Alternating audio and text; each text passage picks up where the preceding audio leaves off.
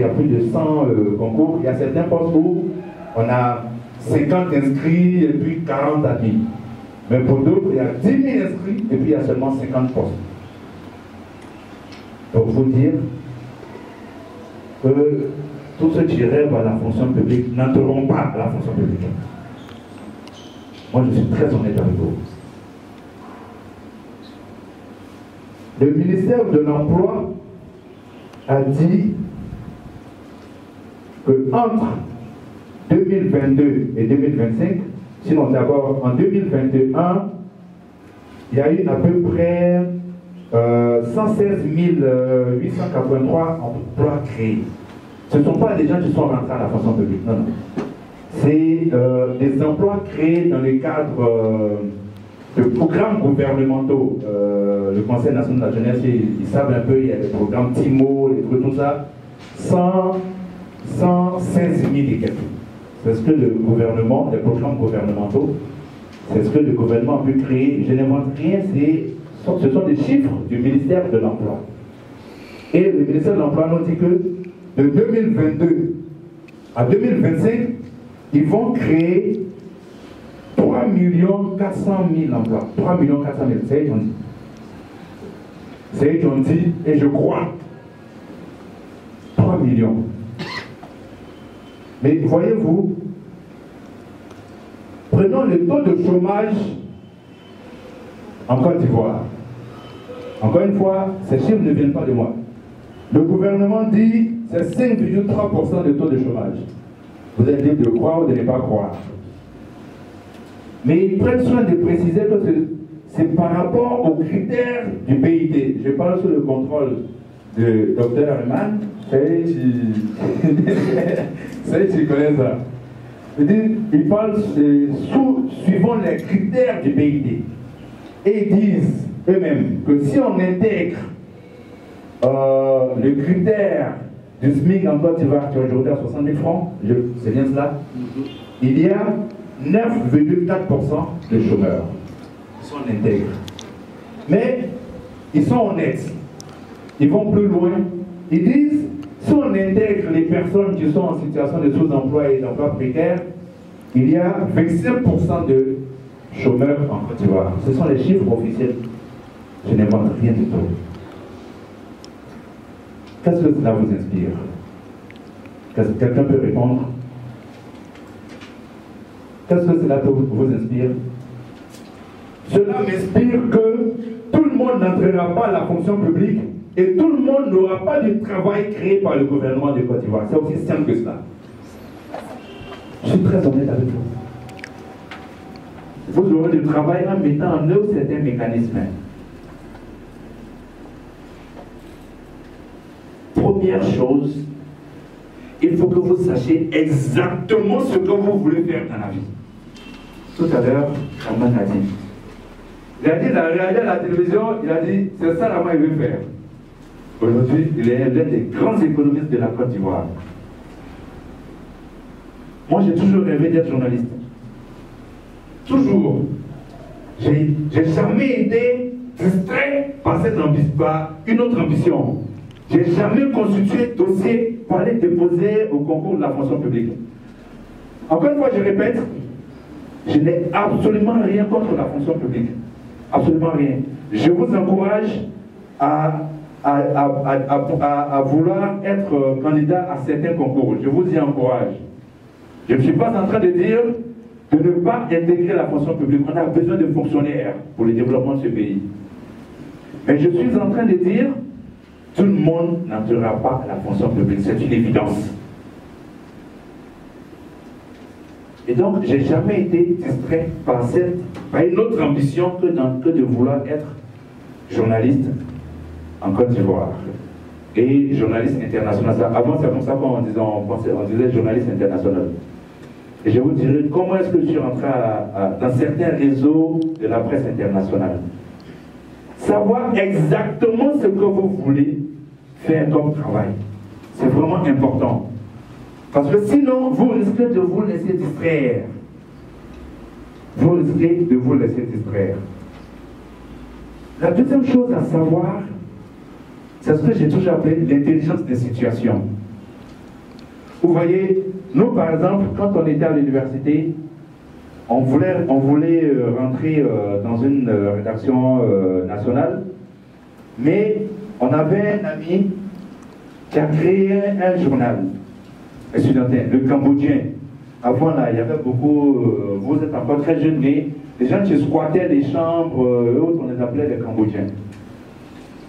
Donc ce journal-là, il a créé et on animait Intelligence des situations parce qu'on se préparait déjà. On se préparait déjà. Souvent, j'ai entendu des gens dire, moi non, vraiment, j'ai fait mon BTS, j'ai même pas stage. J'ai dit non, c'est pas possible. Je dis oui, mais j'ai déposé mes demandes de stage là, à Move, à MTN, à Orange, depuis là, les gens ne m'appellent pas. Je lui ai dit non, vous n'avez pas d'intelligence de situation. Ton stage là, c'est pour faire quoi? Tu veux valider ton diplôme. Donc, comme tu veux valider ton diplôme, ça fait 1-2 ans, tu n'as pas de stage dans les grandes entreprises dans lesquelles tu rêvais de rentrer, parce qu'il y a le rêve et puis il y a la réalité. Pour valider ton diplôme, je te conseille vivement d'aller par exemple dans ton quartier là, il y a peut-être une station d'essence. Station d'essence là, c'est géré par une entreprise. C'est géré par une entreprise. Est-ce que tu allais déposer ta demande de stage là-bas pour dire que moi j'ai fait un BTS en communication, je vais travailler sur la communication de ta station, à la fin de cela je vais produire un rapport qui va te permettre de communiquer. Comment est-ce que tu vas mieux communiquer sur ta station et autres? Est-ce que tu as fait ce pas? Non, mais bon, moi je voulais rentrer à Move, mais tu n'entreras pas à Move parce qu'il y a plein de personnes qui sont déjà passées par là et n'y sont pas entrées parce que chaque année, les gens reçoivent des tonnes de demandes de stage à Move, les gens en prennent 10 et puis la vie s'arrête là pour eux pendant que toi tu espères toujours rentrer à Move. Soyez réalistes. C'est par rapport à une vision. Donc si vous n'avez pas cette vision, c'est-à-dire que moi je dis toujours aux gens, vous ne me verrez pas en train d'être là à ne rien faire. Ce n'est pas possible. Souvent, je taquine mes neveux, mais je dis, tu fais quoi? Non, je suis là. Oui, tu fais quoi?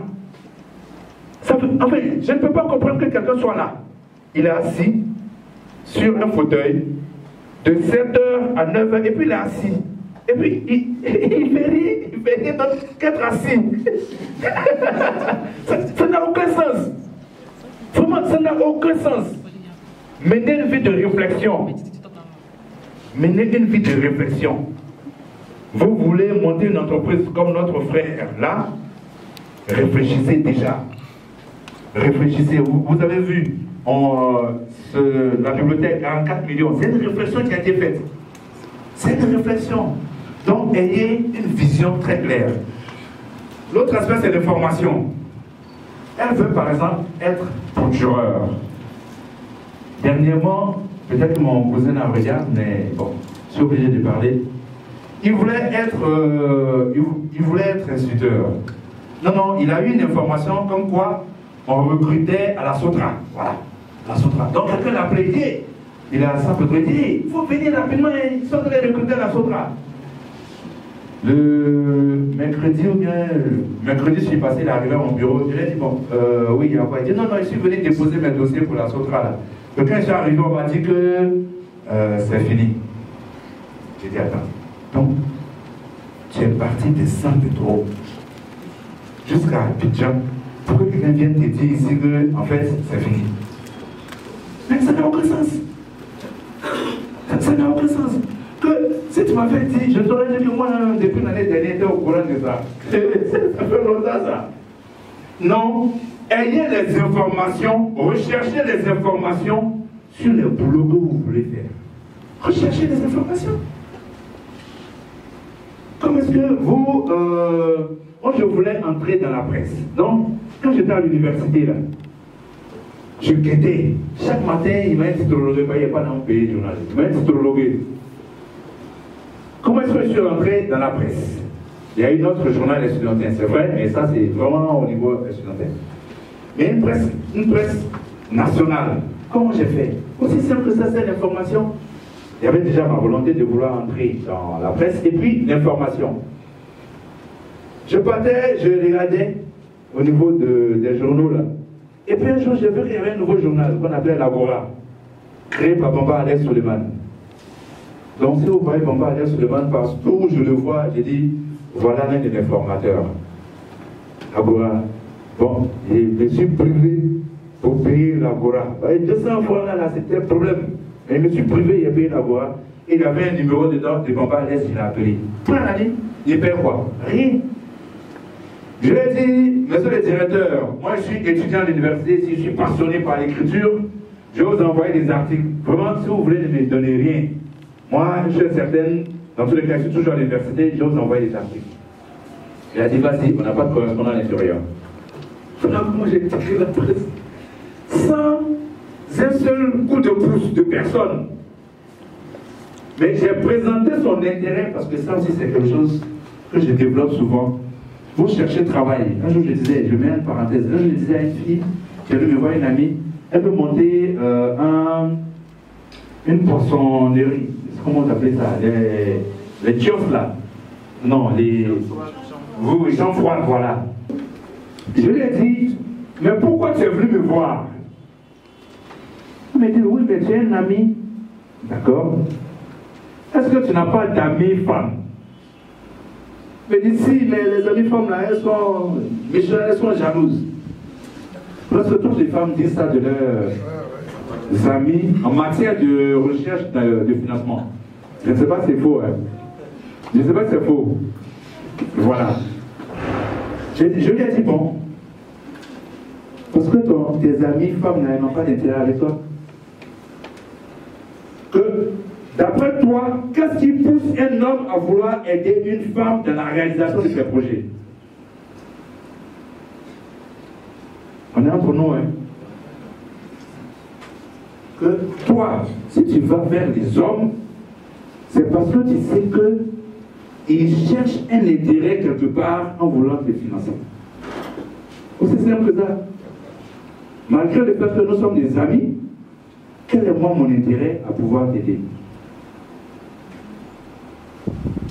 Mais l'intérêt là, ce n'est pas ce à quoi vous pensez, c'est ce à quoi justement elle avait pensé. Je lui ai dit, mais tu ne vas pas donner ces intérêts là à tous ceux à qui tu vas solliciter de l'aide. Mais présente à tes potentiels financiers leurs intérêts financiers dans ce projet. Que si tu étais venu me voir pour dire, écoute, mon truc fait 10 millions.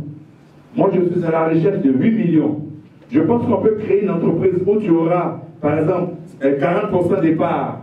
Et dans nos bénéfices, quand j'ai fait l'étude de marché, sur les 10 millions, là, au bout de l'année, on aura 100 millions de chiffre d'affaires. Et dans les 100 millions de chiffre d'affaires, on aura peut-être 40 millions de bénéfices. Dans les 40 millions, du fait de ce que tu as 40%, tu vas avoir ça. C'est pas intéressant, ça. Vous ne présentez pas les intérêts à ceux qui doivent vous aider et vous espérez que les gens vous aident. Ils ne vous aideront pas. Je suis en train de venir célébrer l'anniversaire.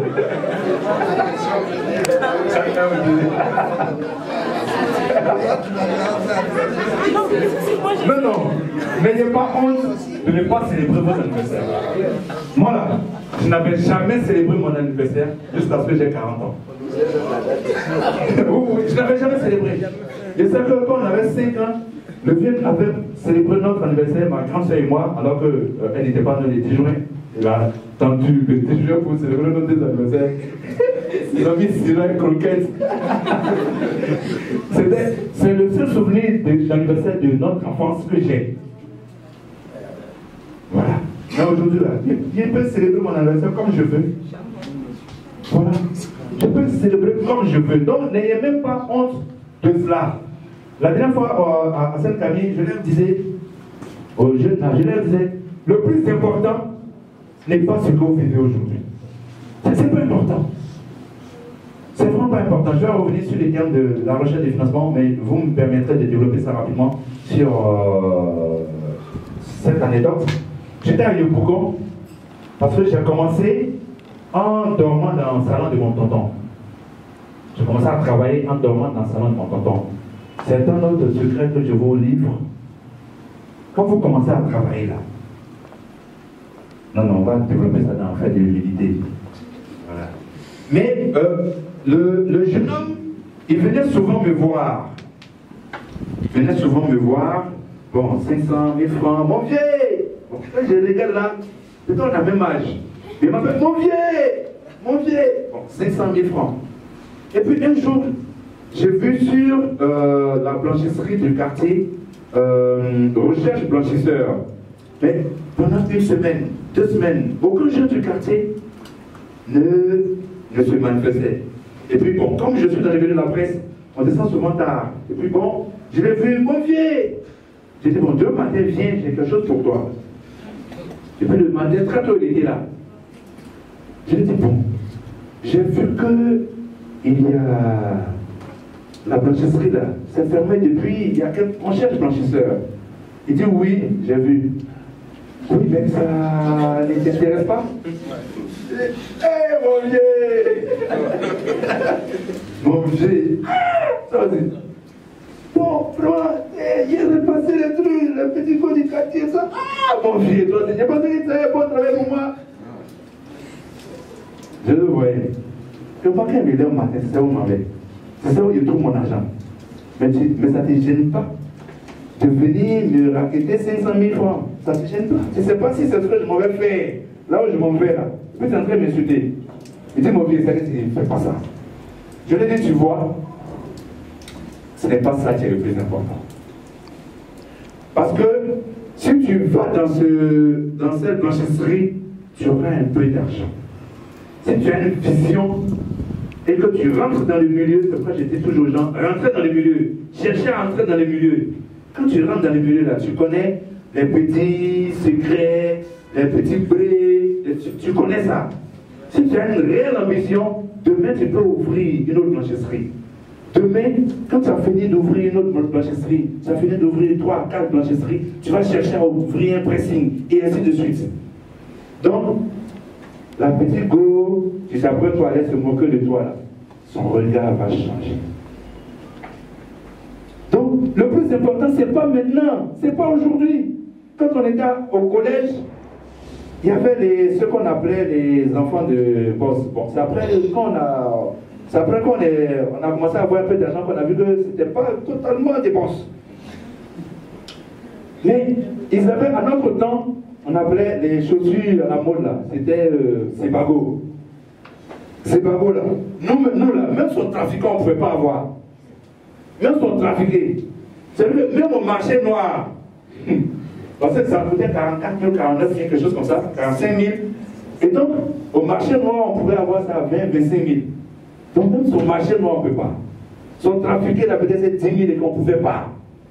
Mais malgré cela, il y en avait qui portaient pied gauche marron, pied droit vert. C'est-à-dire qu'il va te montrer qu'il a 2. Et puis il va te montrer ça en même temps. Et puis un jour, l'un de ceux-là, j'étais à Kenya avec ma petite voiture. Et puis j'ai réfléchi, non. J'ai garé. Et c'est lui qui est venu vers moi. Il dit Beswan. Bon, on m'appelait comme ça au collège. Beswan. Il dit Beswan. Mais pourquoi? Il dit, ah, voilà, c'est-tu. Sinon, il habite là, Sikoji. Parce que l'erreur qui est commise par de nombreux jeunes, c'est de croire que la richesse de leurs parents, c'est leur richesse. Ce n'est pas ta richesse. Ce n'est pas ton argent. Et surtout, quand on a des parents de conditions moyennes, c'est-à-dire qu'il n'est pas... Il n'a pas été ministre comme... ouais. C'est-à-dire que c'est les... Nous, là, on est les cadres moyens, là. Donc moi, mon petit jeton, mes filles là vont penser que elles sont riches. Elles ne sont pas riches. Hein.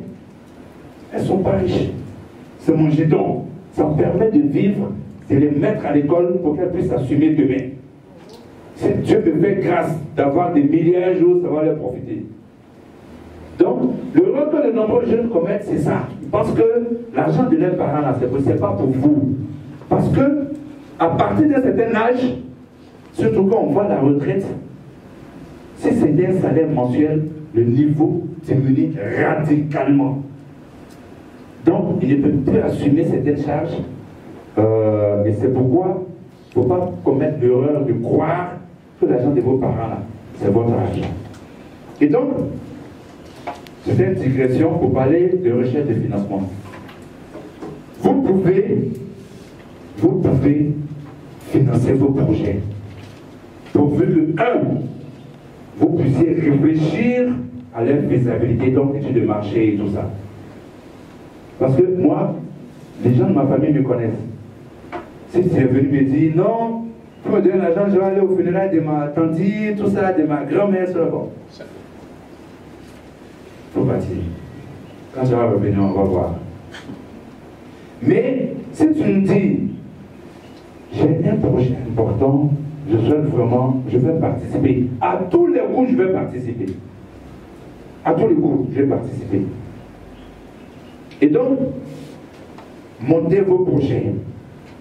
Et de la même manière, vous mobilisez vos parents, vos proches, vos amis, tout ça, pour célébrer vos anniversaires, utilisez la même technique pour mobiliser les fonds. Le réseau là, ce n'est pas pour aller voir le tonton pour payer le concours. Non, c'est pas ça le réseau. C'est pas ça le réseau. Le réseau dans lequel est rentré Magie System lui permet d'évoluer aussi bien au national qu'à l'international. Mais pour que Magie System puisse rester dans ce réseau, c'est son talent qui lui permet de rester dans ce réseau. C'est son travail qui lui permet de rentrer dans ce réseau. Parce que si le réseau te fait rentrer dans son réseau et que tu ne travailles pas, le réseau te fait sortir. Le réseau te fait sortir. Commencez à constituer votre réseau. Et le meilleur des réseaux, c'est déjà votre union fraternelle. C'est le meilleur des réseaux. Le premier réseau. Parce que parmi vous demain, il y aura des magistrats, il y aura des ministres, il y aura des députés, il y aura des juges. Le réseau commence par là. Et si tu commences par snober tes amis, demain, ils sont rachinés comme les baoulés. Demain, le réseau dans lequel il est ne va pas vous accepter. Je vais développer ça au dernier truc. Quand je parle de réseau là, je ne parle pas de ce que de vos écoles ésotériques, je ne parle pas de ça. Je suis honnête avec vous. Moi, je suis chrétien. On se connaît, on est sur la même paroisse. Les gens vous disent, pour réussir dans la vie, là, il faut rentrer dans tel truc. C'est faux. Moi, j'ai jamais fait ça. J'ai jamais fait ça. J'étais en reportage à Lomé pour le compte de Jeune Afrique. Quand quelqu'un à Abidjan m'a appelé pour me dire que le Premier ministre veut te voir, je le connaissais à peine. Je suis arrivé sous une pluie battante parce que j'ai informé ma rédaction, je pensais à une interview. Je suis arrivé sous une pluie battante, j'arrive à la primature, tout mouillé, parce que de l'aéroport, je suis venu directement, tout mouillé. À la primature, là, et ils connaissent parce qu'ils vont souvent là-bas, il y a le parking. Donc, quand tu descends de ton taxi, tu viens dans la pluie, là, mais le gars, il te snobait. Il dit, bon, faut demander au secrétariat de ton patron. Tu m'as appelé, sinon moi je m'en vais, hein. Si je vais aussi, je sais dans quel réseau est rentré pour qu'on te demande des comptes. Ensuite, tu peux avoir des problèmes, demande. Donc, il demande, la secrétaire dit, ah oui, c'est vrai, on a oublié de vous, voilà. C'est pour ça que le Premier ministre me reçoit. Il me dit, je veux que tu sois mon porte-parole, mon chef de communication. Waouh! Enfant de Poitiers. Tu n'avais jamais rêvé de travailler avec un Premier ministre. Les gens me reprochent souvent, pourquoi tu as laissé Jeune Afrique pour venir? Je dis, mais ça vaut ça. Aïe, moi, enfant de Poitiers, d'instituteur, je n'ai jamais travaillé avec député. Le Premier ministre t'appelle un jour, et puis il dit, je veux que tu travailles avec moi. Et puis je lui ai dit non. J'ai accepté. Mais je n'ai pas eu besoin. Quand je suis rentré à la primature, j'ai quelqu'un qui est venu me voir, il m'a dit, ben écoute, faut venir, on va aller te préparer. Je te préparer comment? Il dit, non, tu sais, dans ces trucs-là, faut vraiment un truc. Je lui ai dit, papa, il faut me donner une raison pour laquelle je devrais le faire. Je suis un enfant d'instituteur dont le père est décédé très tôt, à 41 ans. Très vite, je n'étais même pas encore à l'université, j'ai commencé à me prendre en charge. Je me suis battu. Jusqu'à ce que le Premier ministre de Côte d'Ivoire m'appelle pour venir son conseiller, sans avoir à aller me préparer quelque part. Donc, une seule raison pour laquelle je devrais le faire maintenant. Il dit non, si tu veux être ministre, je t'ai dit que je vais être ministre. Donc, il faut te calmer. Ne vous laissez pas distraire par ces choses. Je reviendrai dessus à la fin parce que c'est le plus important. Et donc, le réseau, c'est vraiment important. Tout à l'heure, il y a des gens qui ont dit impôts, ils veulent. Mais vous avez quelqu'un qui est aux impôts qui est là. C'est le réseau qui est là. Parce que ce réseau va vous permettre de dire bon, écoute, il y a un concours, mais en fait, il faut faire les cours que les gens de l'UNLA donnent parce que ce sont les enseignants de là-bas qui rédigent les épreuves. Ce réseau-là peut vous permettre d'avoir cette information que les autres n'auraient pas, qui vont aller perdre leur temps à aller faire les cours, je ne sais pas, à locaux ou bien truc, là où aucun enseignant là-bas ne rédige les épreuves. En matière de recherche d'emploi, d'orientation et autres. C'est la recherche. C'est vraiment subjectif. Ne dites pas, oh, c'est la recherche de la gloire de Dieu. Ça vous a découragé, non? C'est la recherche de la gloire de Dieu. Soyez des hommes de valeur. Soyez des hommes et des femmes de principe. Ne cherchez pas un travail pour vouloir dominer les autres. Ne cherchez pas un travail pour vouloir aller faire malin au village. Ne cherchez pas, non, non, vous n'aurez pas. Surtout pour ceux qui sont chrétiens comme moi là. Ça va se passer même encore plus sur vous parce que Dieu connaît, ils sont de ton cœur. Recherchez sa gloire. Je le disais tout à l'heure par rapport aux intérêts. Même dans le cadre de la spiritualité, même l'éternel Dieu, il faut rechercher l'intérêt, son intérêt dans vos recherches de financement, de travail. Même lui, l'éternel, il faut rechercher son intérêt. Parce que son intérêt, c'est que vous soyez des hommes justes. Mais pour que vous soyez des hommes justes, il faut lui donner des garanties. Pourquoi il va te permettre d'avoir ce travail s'il sait que s'il te donne ce travail, c'est pour aller dominer les autres? Pourquoi il va te donner? Et pourquoi ce travail ne va pas tomber entre les mains de quelqu'un d'autre? Tu lui as présenté justement son intérêt. Ne cherchez pas à dominer les autres. Cherchez vraiment à rechercher la gloire de Dieu. C'est ce que j'appelle la gloire de Dieu. Cherchez vraiment à... Je veux dire, comme tout le monde n'est pas chrétien, musulman, je ne peux pas trop développer cet aspect-là, mais c'est vraiment important d'inscrire les valeurs, la charité. Moi, par exemple, je vais terminer sur cela. Ce qui fait le succès de nos médias, c'est parce que j'ai passé un pacte avec Dieu. Je lui ai dit, Éternel, il faut faire marcher ces produits-là. Parce que derrière, il y aura de la charité. Parce que derrière, on va bien payer les gens. On va s'arranger pour que les gens puissent en vivre. Je ne cherche pas à dominer quelqu'un. Et par pure grâce de Dieu, j'ai fait une expérience comme ça quand on a monté notre site en 2019. J'ai dit, bon, on va prendre une partie chaque mois pour faire un peu de charité. Je suis parti au Caire pour la CAN 2019. Je n'avais pas fait ça. J'ai vu que les recettes ont commencé à chuter. C'est très subjectif. C'est vraiment très subjectif. Mais c'est important que vous placiez la charité,